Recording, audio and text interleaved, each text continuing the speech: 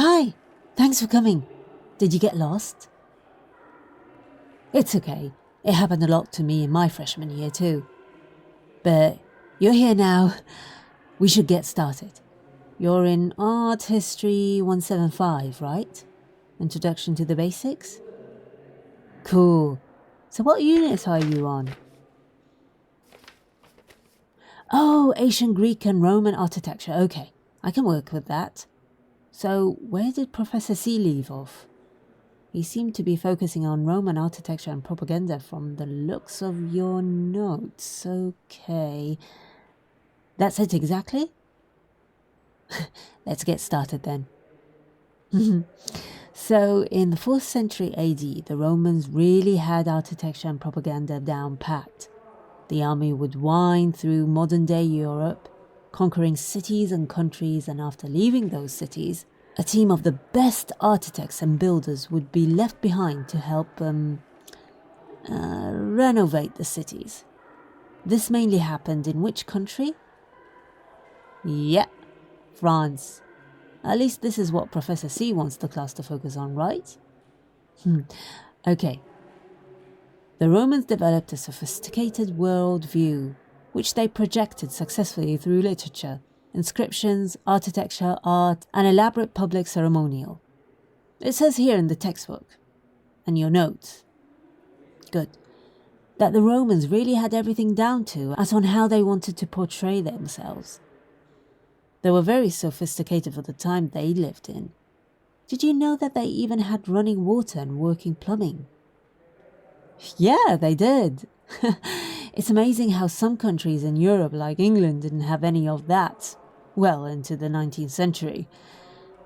Well, indoor plumbing at least. Roman plumbing was outside.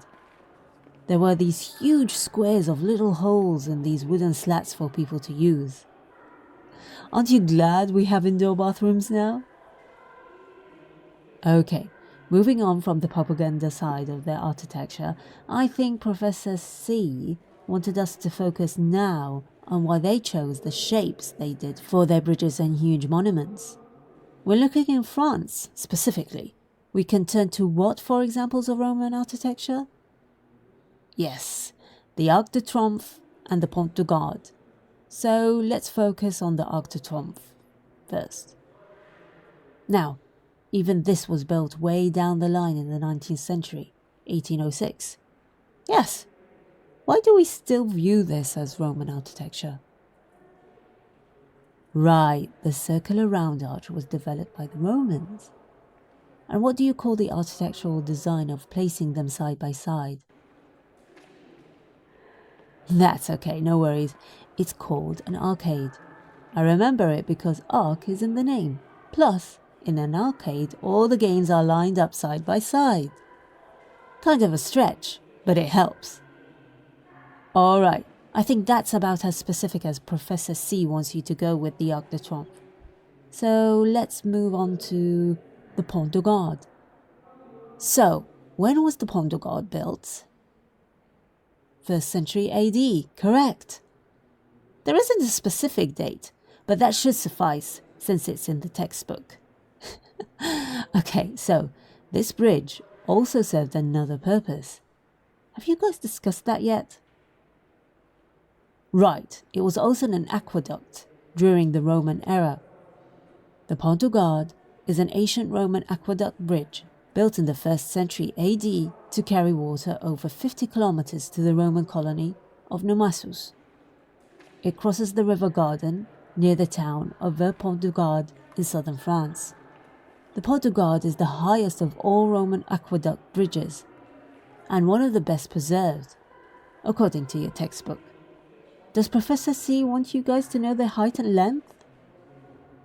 Right, well, it's 902 feet long and I think 160 feet tall.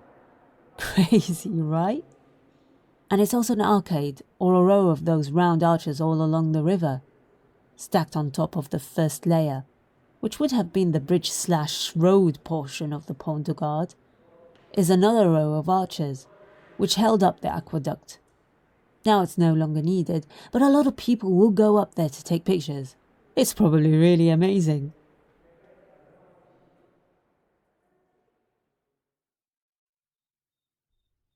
Well, I think that's it for our session.